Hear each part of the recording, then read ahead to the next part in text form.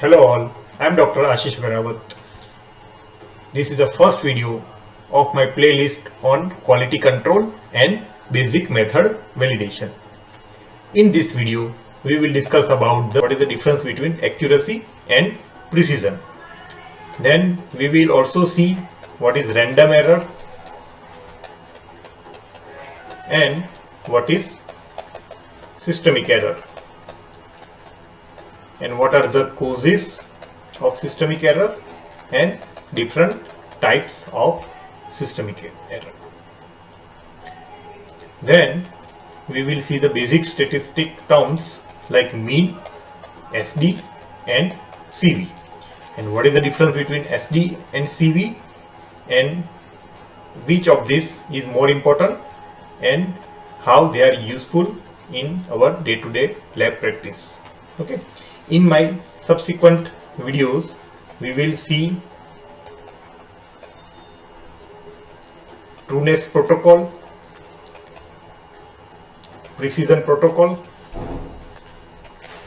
linearity experiment, recovery, and interferences experiment, along with the allowable CV in the lab. Okay, so this video will be very useful to the lab professional, right? So first we start with the accuracy versus the precision. So what is accuracy? Accuracy suggests how well a measurement agree with the accepted value. So how our measurement, or how close our measurement is to the accepted value or true value. Okay, and difference between true value and our measurement, that is a bias, that is a systemic error. Okay, while precision is how the different measurement agree with each other. So the degree of fluctuation in the measurement is a indicative of the precision, while the closeness of measurement to the true value. Suppose the true value is 100, okay, and our result is 99. That means our results are accurate. Okay, but if we do the series of measurement, okay, and if we get the results like 91, 90, 89, 90, these measurements are precise. Okay, these are precise. Okay, or you can see it is a degree of repeatability, or reproducibility, that is a precision. Okay, but in this case, if suppose the true value is 100 and we get this type of results, that means our results are not accurate, but yet they are precise. Okay, and if we get the results like 100, 99, 101, 99, that means our results are precise as well as accurate. You see this diagram of targets. So if this is the target value and we get every time the same, if we achieve our target, okay, so this is a diagram that it is showing the good accuracy and good precision. Okay, here you can see here all the measurements are close to each other. Okay, but they are far from the target. That means they are precise, but they are not accurate. And here there is one measurement is here, one measurement is here, one measurement is here. So it is neither precise nor they are accurate. So poor precision and poor accuracy. Okay, so this precision, that means fluctuation of measurement, degree of fluctuation of measurement, that is a precision. Okay, and if there is a fluctuation is there, the results are called imprecise. Results are imprecise, and it will show the degree of, it will detect the random errors. Okay, and it is described in the terminology called SD and CP. We will see later on. Okay, while the accuracy, that means measurements or measurements which are close to true value, and it detects the systemic errors, and it is in the term of bias. Okay, so now we will see what is the different cause of the random error and systemic error in our lab. So as we know, random error is detected by the precision. Okay, so in the term of SD and CV. Okay, so cause of random error in the lab is, suppose we have used the new reagent kit or new reagent lot, we use a new control bottle, instrumentation component replacement, if there is a instrument maintenance is not proper or instrument has been shifted. Okay, we have to also search for other cause of the random error, like there is a power failure or double pipetting of the control sample or misplacement of the control sample in the run, or there may be the air bubble in the water system, air bubble in the reagent or sample pipetter system, incorrect reconstitution of the control product, inappropriate storage of the control. Suppose we have to store it 2 to 8 degree. Okay, when it is not reconstituted, and reconstituted control material should be stored in the minus 20 degree. Okay, but if we have not maintained the temperature, then it will lead to the random error. Or use of the non-reagent grade water in the test system, or even the operator technique will cause the random error. So all these are the cause of random error which can be detected by the SD and CV. Okay, what is SD and CV we will see in some time. While the source of the systemic errors are, there is a improper alignment of the sample and reagent pipettes, there is a drift or shift in the incubator chamber temperature, inappropriate temperature, humidity level, changes of the reagent or calibrator lot, deterioration of the reagent, which is the most important cause of the systemic error, deterioration of the calibrator or the control product. Other causes like incorrect handling of the control product, inappropriate storage of the control products, failing light source. Okay, so these are gradual, gradual cause that will lead to the systemic error. Gradual causes that will cause the systemic error. Or there is a recent change in the calibration, change in the test operators, there may be specimen carryover or obstruction of the tubing. So all they may lead to the systemic error. So I hope this is clear. What are the different causes of random error and systemic error? Now we'll come to the statistical calculation of the mean, okay, and SD and CV. They will helpful to us in the quality control also. Quality control, okay, for the LJ chart,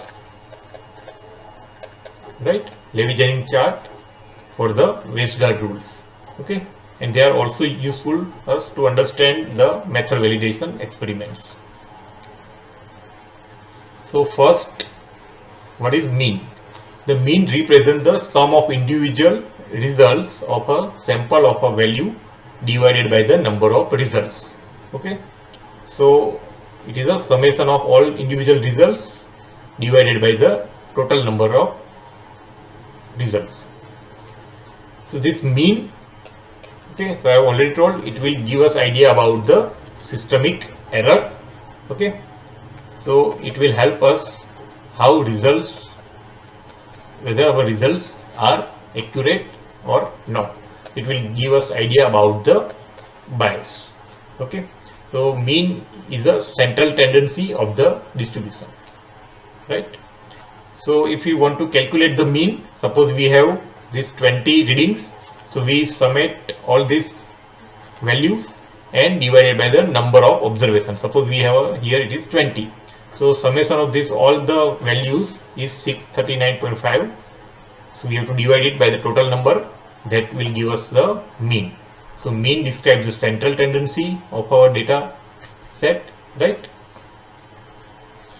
Now coming to the two more terminology, that is called as the SD and CV.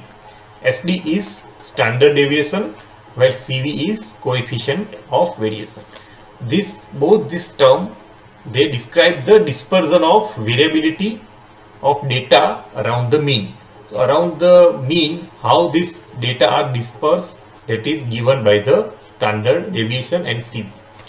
So this standard deviation, it measures the test precision. Okay, so mean give us idea about the systemic error, okay, or bias, okay, and by that it gives idea about the accuracy. While the standard deviation, it measures the imprecision, okay, and by that it detects the random error, right? From each measurement, its mean is deducted, okay, and it may be the negative value, so we have to square it, okay, and divided by the degree of freedom, and all over we have to square root, that it is SD, okay. So it is used to measure the dispersion of results around the mean, right? So it is divided by the x, that will be individual units minus mean, okay.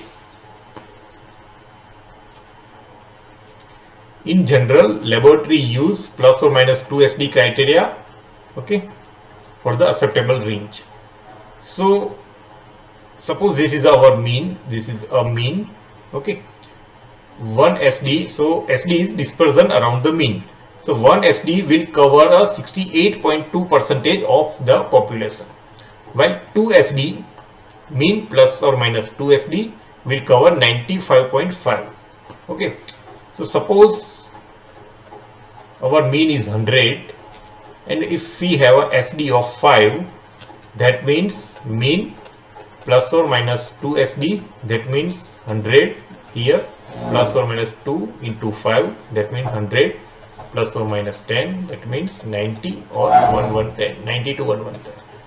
So mean plus or minus 2 SD, that means there is a 95% chance from this distribution that our results will fall within 90 to 1110, and only 4.5% of the time the value will fall outside this range. Suppose in here it is outside 90 to 1110, okay, and if our result is more than 2 SD, mean plus or minus 2 SD, that means we have to take some action.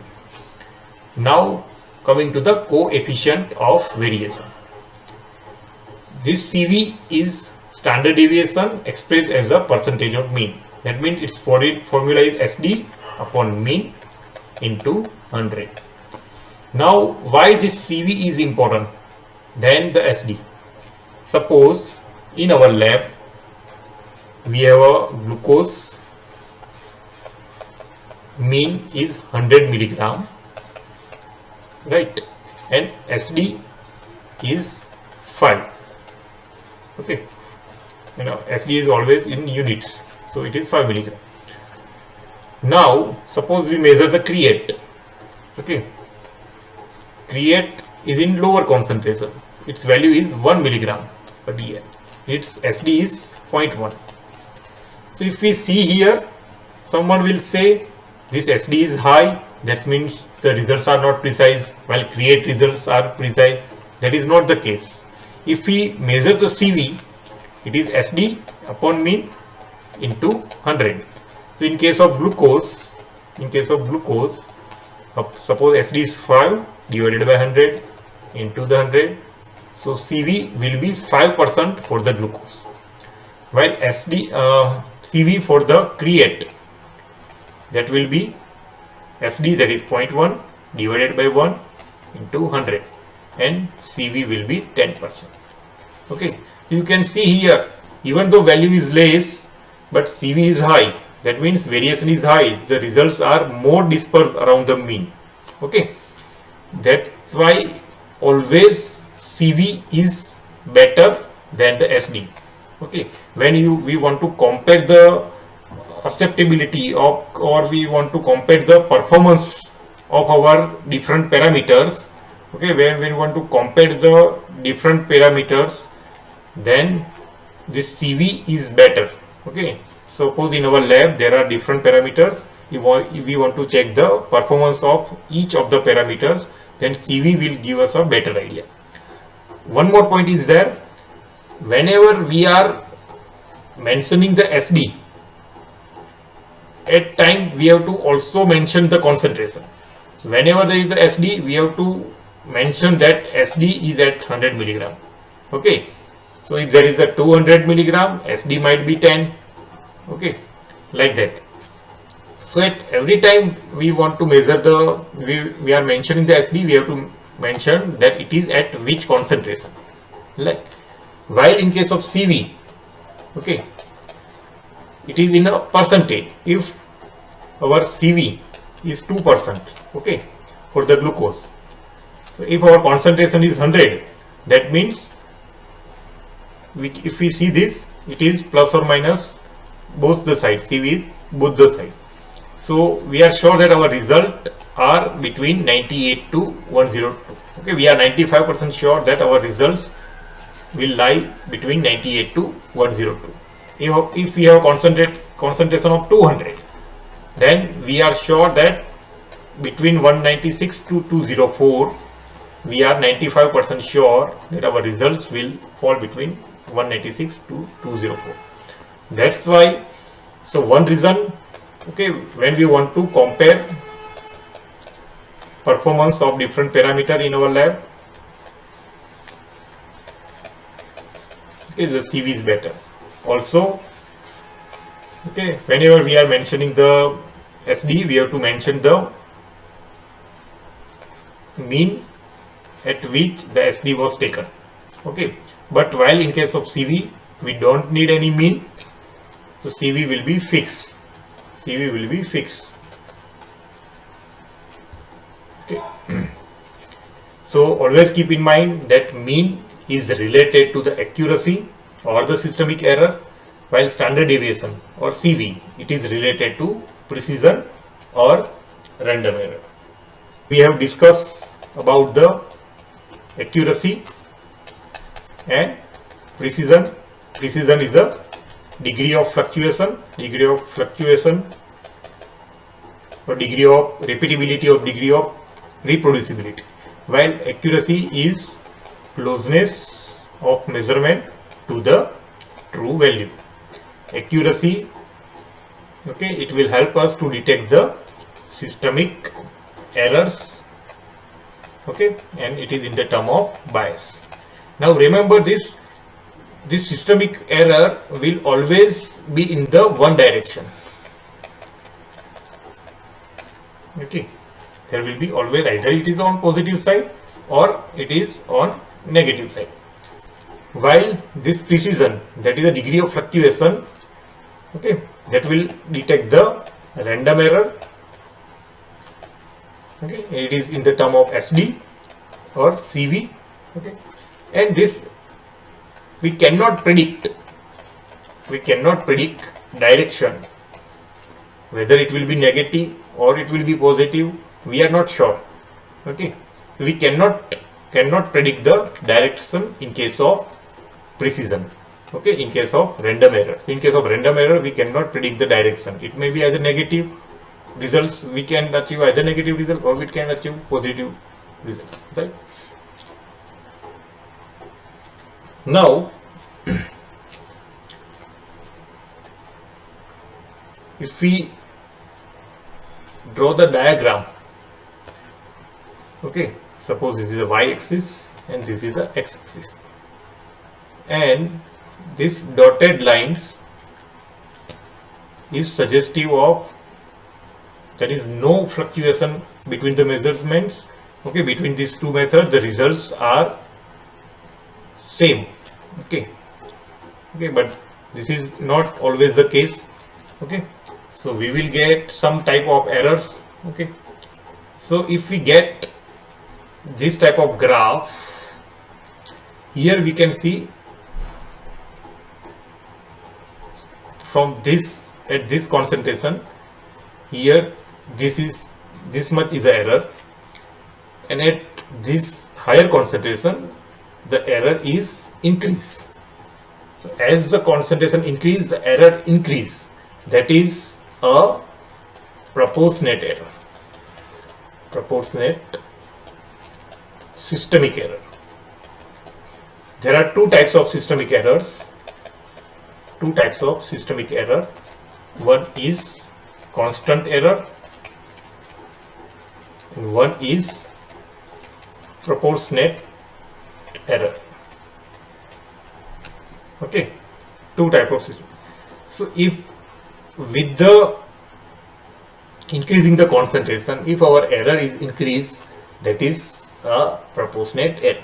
Okay, we will see the example also. Okay, and if we see a graph,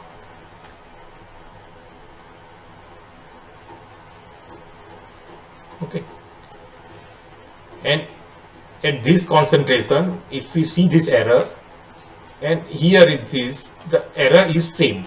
Okay, you can see here. If we get this type of error, this is a normal. Okay, if we get this type of graph, same concentration of error, these are called as a constant error. It is called as a constant error, right? While here there is a deviation, that means this is a example of random error. Okay, random error is a imprecision. Okay, but if we get continuously same type of error, that is a constant error. Okay, now we will see the example of each of these. So what is this constant error?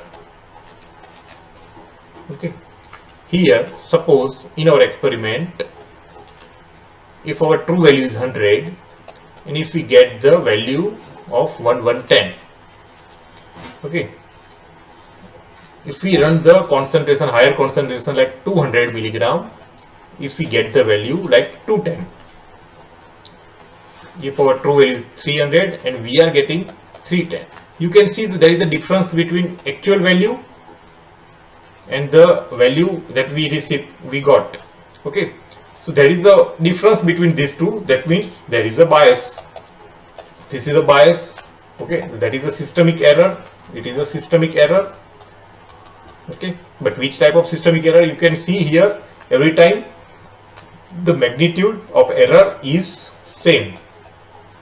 That is called as a constant error.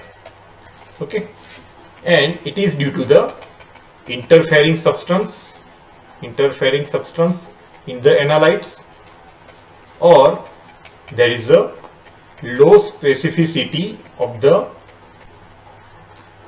enzyme. Okay, suppose we have a conversion of A to B. There is a one enzyme, but if this enzyme also act on the other substance that is present inside our serum, okay, and it will be converted to product and it give a signal, that every time when we are keeping that substance constant or interfering analytes constant, they will give us a constant type of error. Okay, so if this is a graph of our linear regression graph, here, okay, there is a y-intercept. So in the formula of y equal to ax plus b, this b is a y-intercept. Okay, while a is a slope. Okay, we already know this. So this y-intercept, okay, it will give us idea about the constant error. Okay, it will give us idea about the constant error. While this a will give us slope, that will give us idea about the proportionate error. We will see in the next slide. So I hope it is clear what is constant error. In constant error, constant systemic error because of the interfering substance or low specificity of the enzyme in the method, or low specificity of the method, okay, it will give a signal, and that will be remain the constant. It is suggested by the y-intercept. Okay, now what is proportionate error?